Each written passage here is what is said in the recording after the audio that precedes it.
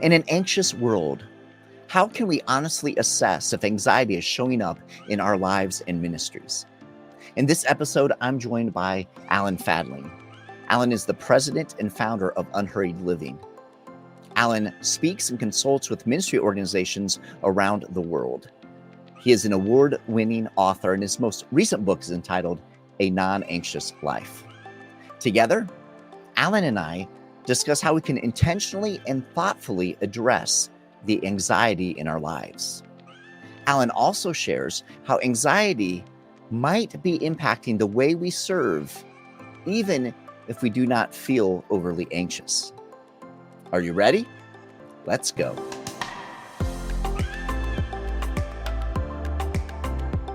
Hello, friends, and welcome to another insightful episode of FrontStage BackStage. I'm your host, Jason Daye. Every single week, I have the honor, the privilege really, to sit down with a trusted ministry leader, and we dive into a topic all in an effort to help you and ministry leaders just like you embrace healthy and sustainable rhythms for both your life and your ministry. And we are proud to be a part of the Pastor Serve Network, and you can learn more about not only what we do at Pastor Serve, but dig into this conversation more deeply at pastorserve.org/network.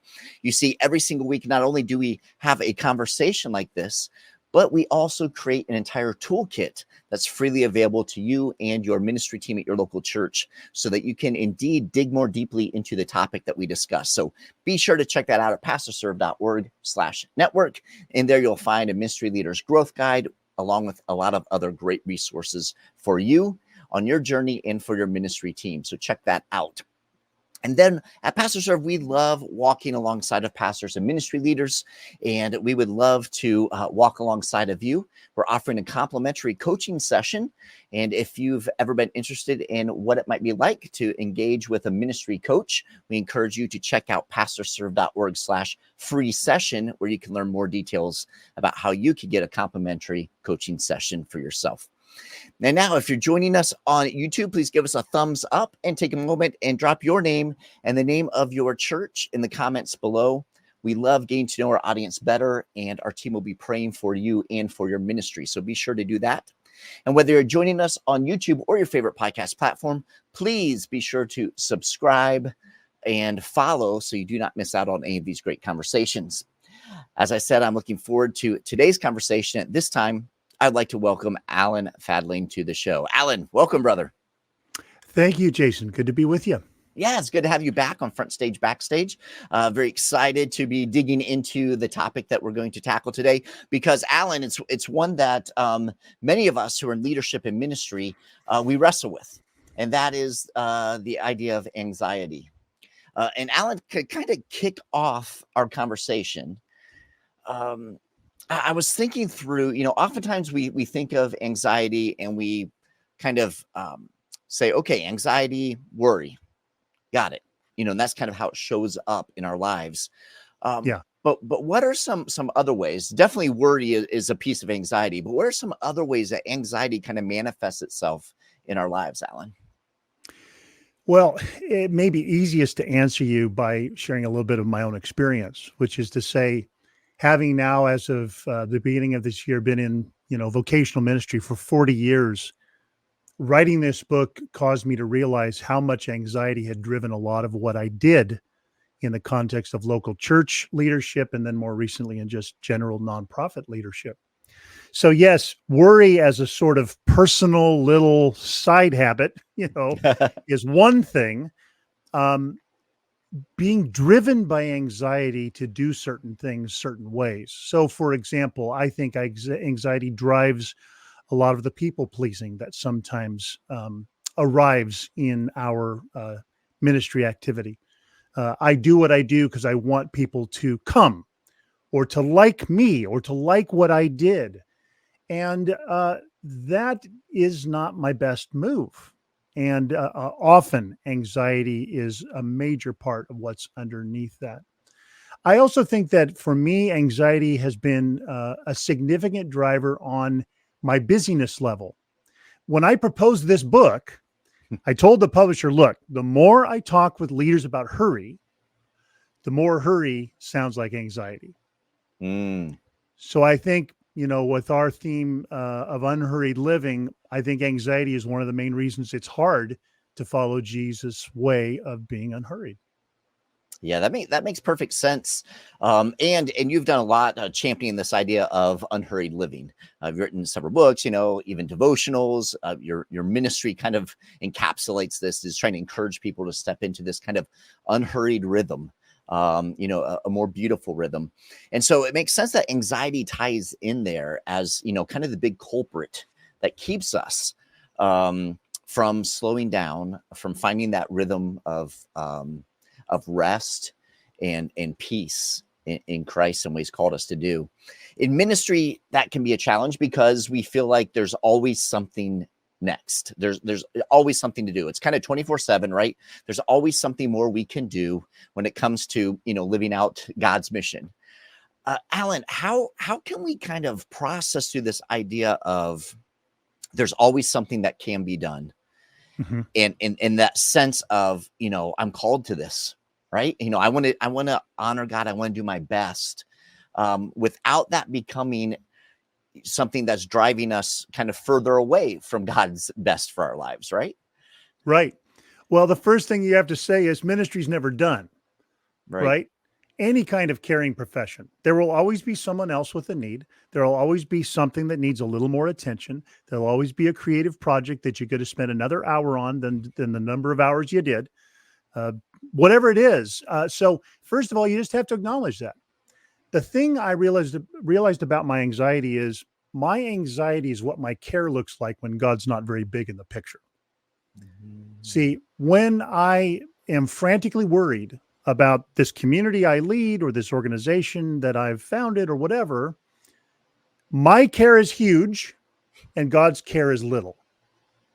What I'm trying to learn how to do is I do care. I care immensely about the people that God's given me to mentor or to coach or to encourage.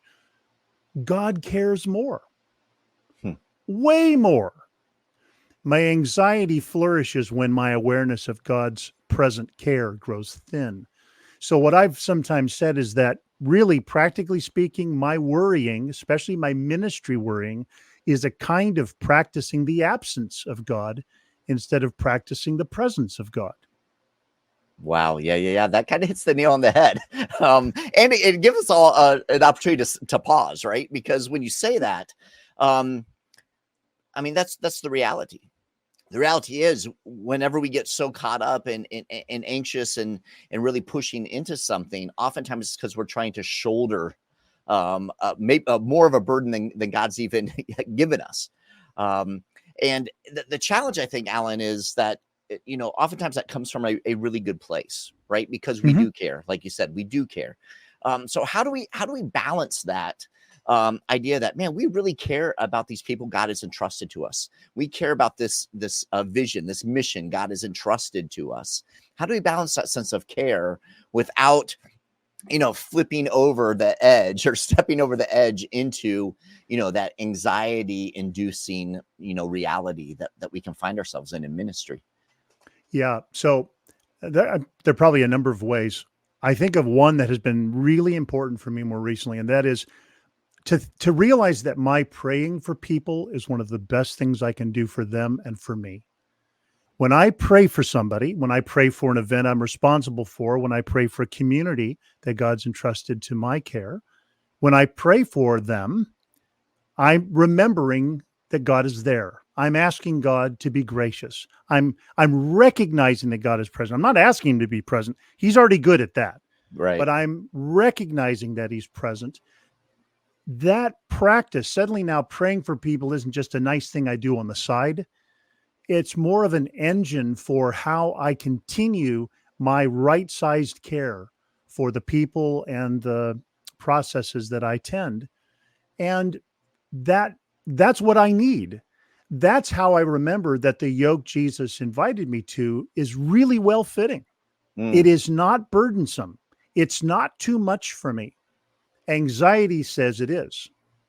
And the more I listen to anxiety like it was some wonderful counselor, like it had great advice for me, really good information about what I should do now and in the near future, The more I do that, the more the burden becomes heavy.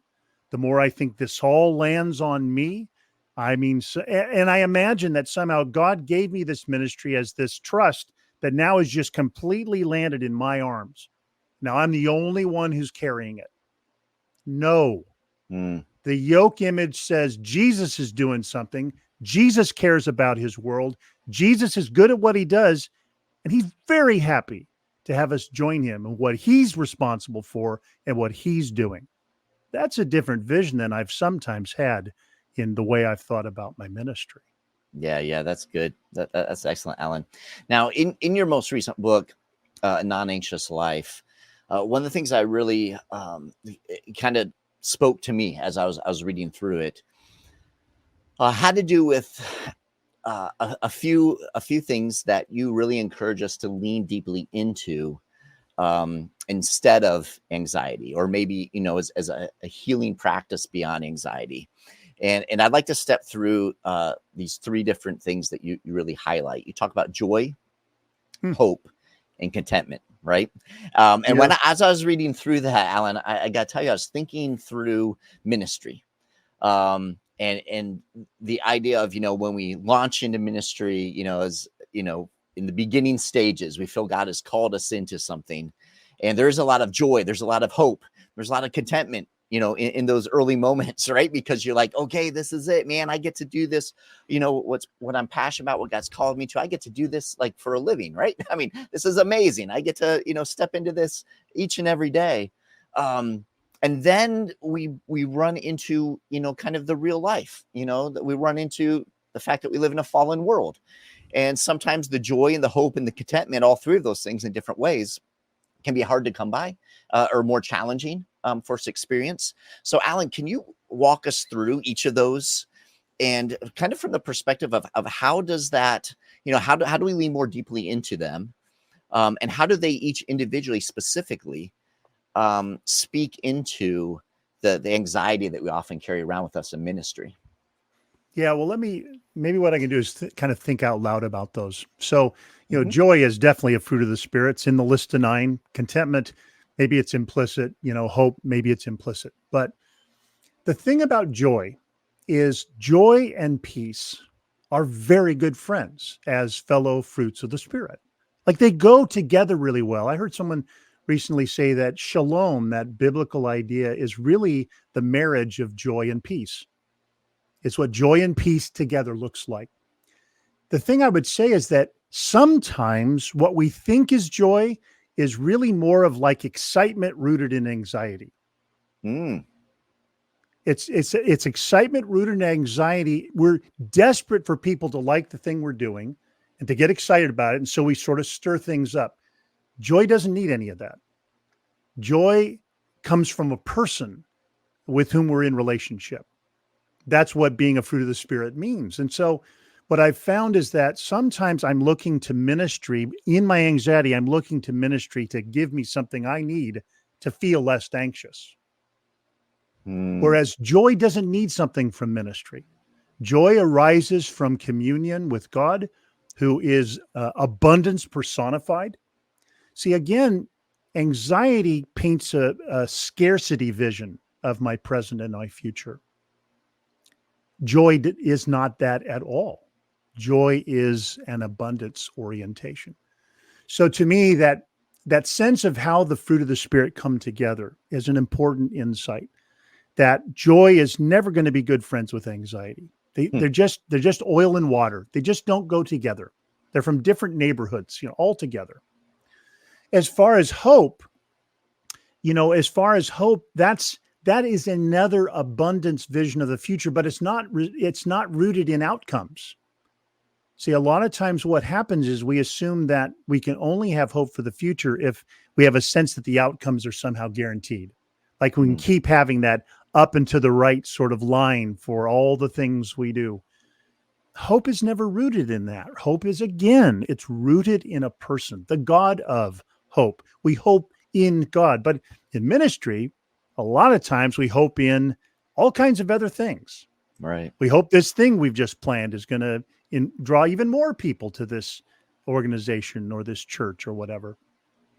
So right sizing my hope, putting my hope in God and letting that become an energy source, letting that become a kind of motivation, just like joy can be. Joy can strengthen us. Hope can lighten our heart and energize us for the next step. And then contentment it's a weird one. It's a very non-American virtue. You never see a commercial rooted in contentment. Hmm. You see them rooted in greed. You see them rooted in dissatisfaction. You see them rooted in envy. You see them rooted in all kinds of things. And sadly, a lot of that can show up in the way we communicate even the things we're offering to God's people in our churches and ministries. Contentment is realizing I already have the things I most need. Because again, contentment is rooted mostly in a person, not in a, well, yeah, I guess my wallet's full enough, my closet's full enough, my garage is full enough. Now I can be content. Contentment never works that way. It's not about how many things are filling up my insights. It's about realizing who is with me already, that who has an amazing work already going, and that I can enjoy what I already have. Gratitude helps me with that. Gratitude is a way of seeing my path has been more abundant and generous than I can possibly imagine. Anxiety writes all that off and says, yeah, what have you done for me lately?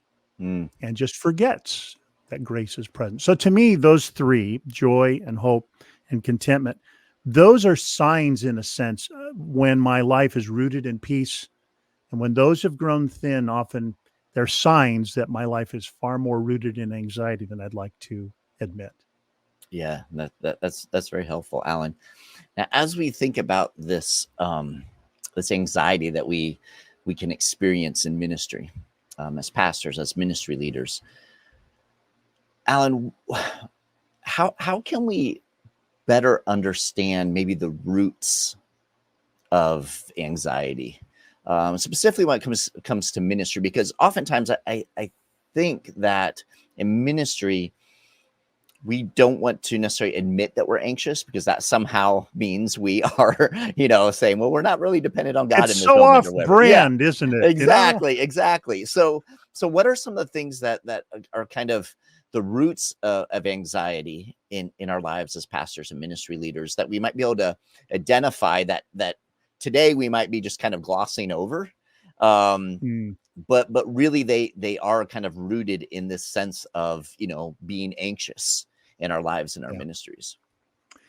Well, so first of all, I've written this book and thereby admitted this is a struggle of my entire, 60 some years of life.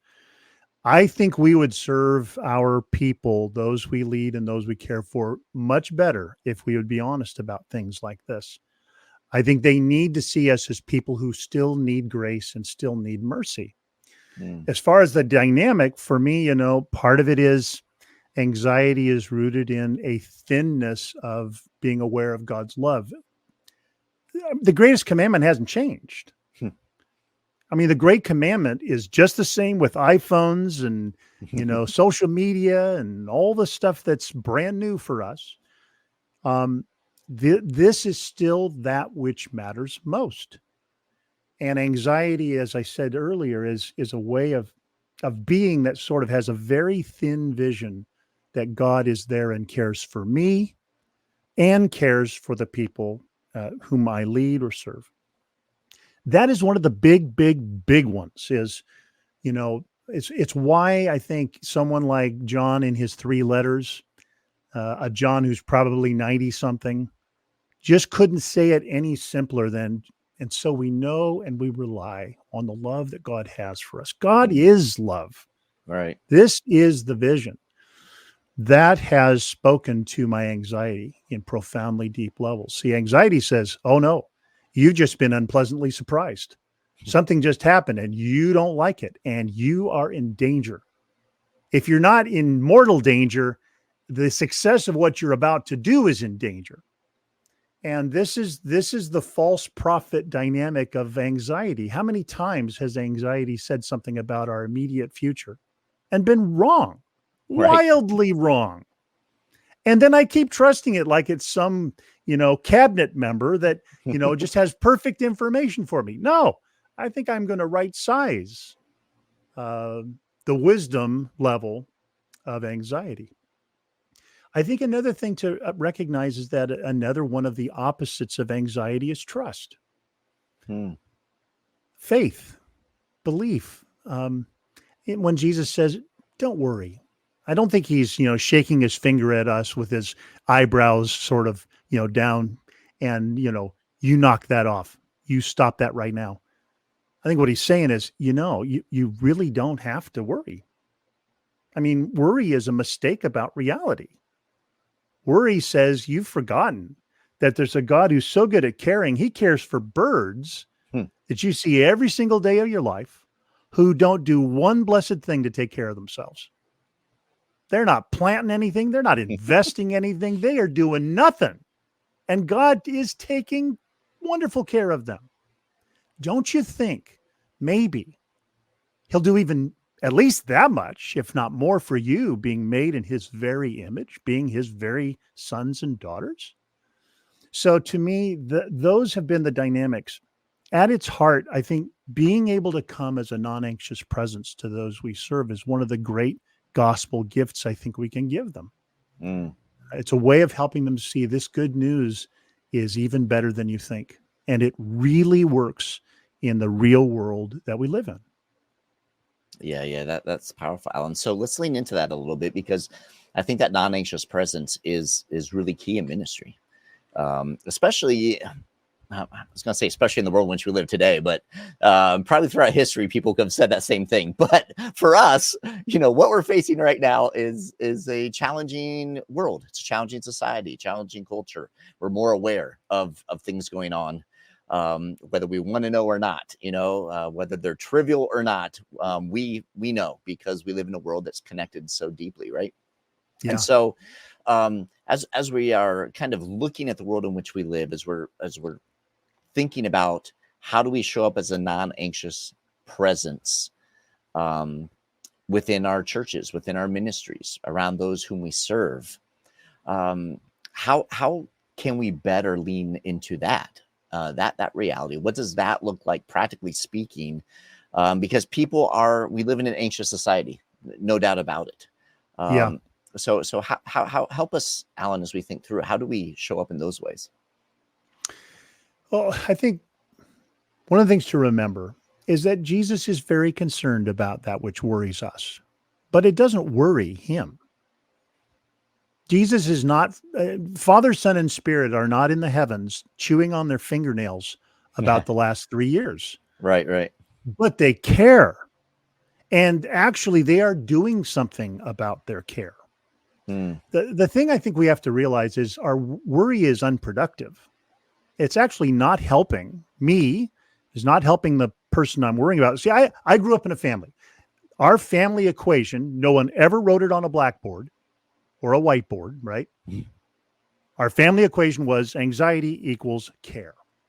Like, you only prove you care if you frantically worry about someone or something. Except if you've ever been on the other side of that kind of worrying, it doesn't feel like being cared for. Right. It feels a little bit more like, man, I better do something different so they stop worrying so much. Right. And so that can happen in ministry too. It looks like we care for the congregation or for this community, but maybe our frantic worry is actually putting pressure on people, and they have to figure out what it is they need to do to help the poor leader not worry so much. So that's where this revised equation, I've come to realize, it's really something more like anxiety equals care minus God. Like, that's really what my care looks like when God grows thin and small in the picture. My care becomes a huge mountain, and God's care is a little foothill in my awareness. Well, obviously something's wrong with this picture. Right. My cares, though big as they are, political tension, cultural stresses, personal interior anxiety. I mean, like I said, I'm in my 60s. These have been among the most anxious years I've witnessed in my lifespan. And statistics will bear that out. Mm. So we don't minimize the reality of our cares. We just put them in the context of a greater care. If you just read a little bit of church history, you realize there have been seasons in the life of the church that have been far heavier and far harder and far more painful than these very heavy days that we find ourselves living in. And somehow our mothers and fathers in the faith have been able to live with a sense of confidence in the care of God in the middle of those moments. That will help us right size the significant concerns we face because they are in a bigger context, the context of God's greater care. He's the good shepherd, still is. That didn't end with Psalm 23 or John chapter 10. He is the good shepherd. Yeah, that's good. That's excellent, brother.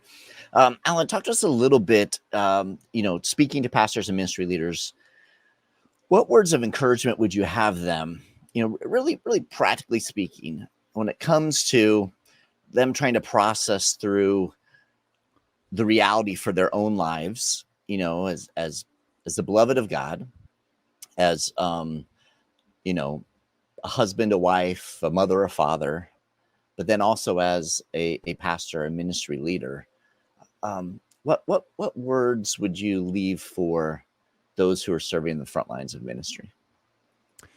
Yeah. So there's a sentence I remember hearing Dallas Willard speak, and he had those sort of time bomb lines that would sink into the back of your head and then explode and you completely change your thinking. And one of the things he said more than once was anything you could do in anxiety, you really could do a lot better in peace. And one of the things that I want to say to ministry leaders is, I wonder if any of you, like me, at some point imagined that anxiety was an asset. Like I kind of needed it. It drove me, pushed me to high activity levels, high performance levels. I mean, I got a lot done. But when I heard that sentence, I had to revisit, is Dallas Willard right or am I right about my anxiety? I mean, or make it a little more potent am I right or is Jesus right about my anxieties? And so what I want to say to leaders is peace gives me access to green energy. Anxiety, if it's fuel, burns dirty. And maybe in my 20s and 30s, it really drove me. 40s, not so much. 50s and 60s, I can feel it now. It is not a good source of fuel. It just isn't. So better to change over early on than to wait down the road. Peace gives me access to hope, access to joy, access to contentment, access to holy zeal, like all of the sorts of energy sources you'd love to have abundant in you. Peace is the gateway to those. Anxiety is not. Anxiety is not a fruit of the spirit. So it may sound weird to say, anxiety as asset, but I just realized it was something I believed. Like I was afraid what would happen if I didn't have it. Like, would I do anything anymore? Because I was afraid, right? My family equation, anxiety equals care. So if you take off anxiety, you have to take off care. Wow. Yeah. That's very interesting. Yeah. That adds in ministry, as we're talking about serving and caring, right? That anxiety can also be a driver that keeps us going and makes us feel like, we're actually doing ministry, right? I mean, that's kind of what you're processing through here, Alan, right? That's exactly right. And for me at first, it felt rather subtle. But the more I leaned into that, the more I realized my care absent of an awareness of God's care really can't do very much. Mm-hmm. It's my care rooted in and surrounded by the greater, unfailing, wider than wide, deeper than deep, higher than high, longer than long, all of that. God's care being the place where I do what I do, that gives me a spacious place to lead and to serve and to care. But it's when that awareness grows thin that then my cares get bigger and then they feel like anxiety instead of genuine care. That's been huge for me. And so that's why I said earlier, praying for people is a great way to right size my care. Mm-hmm. It's a That's great good. way to remember God's care is always bigger. So, golly, sometimes when I'm praying for people, my only prayer will just be a thank you, Hmm. because I just think you're doing such good work already, God, in Hmm. the lives of these people, even apart from me. But thanks for including me. Thanks for using me. Thanks for inviting me in. I'm glad for this to be one more way I get to live in friendship with you. Yeah, I love that, brother. I love that. One last thing to kind of lean into, and it's kind of a biggie, I think, in ministry for us, and that is when things don't go as anticipated, right? When things, you've prayed, you've worked, you've leaned into this, you've really stepped into something, and you're anticipating um, something beautiful to come of it, right? Something meaningful, significant, something that'll make an impact on others' lives, and all for good things, right? All for kingdom things, and yet it doesn't turn out the way we had hoped or thought. And sometimes that can be pretty devastating, not only not Yeah. turn out, but it can crash and burn, and we can feel that in our lives. When we find ourselves in those places on our ministry journey, Alan, um, how do we avoid letting anxiety, overcome us in those times? Yeah. Well, I mean, maybe a good story would be to share. We lived here in Orange County, California for 25 years now last summer. We moved here to help plant a church. Hmm. 2 years, 3 years after we got here, that church folded. That didn't feel very good. Mm. As an organizational endeavor, it failed. But I will have breakfast or lunch with some of the people that I got to know in that little church in the next few weeks. Hmm. And God is at work in them. And I still get to bless them. It doesn't happen the way I thought it was going to. It doesn't happen. I don't have something to show on my resume that's still alive, church. And there's reasons that it didn't make it. So I just think one thing is, I think we're notoriously bad at assessing whether something's bad or something's good. Now, if something didn't succeed the way I wanted it to, you can say that, Right. but it's okay to ask if whether what I wanted or not was the most important thing. God, I always say this, God is so good at what he does. And he is going to build his kingdom. Hmm. And he is happy to use us. And it may not happen in a way that makes my resume look great, but it will be good, and it will be productive, and it will be fruitful. And if I can be okay with that, I can work with great energy and great zeal and great persistence and perseverance without a sense that I am desperate for certain outcomes to feel good about what I've done. Yeah, that's good. That's super helpful.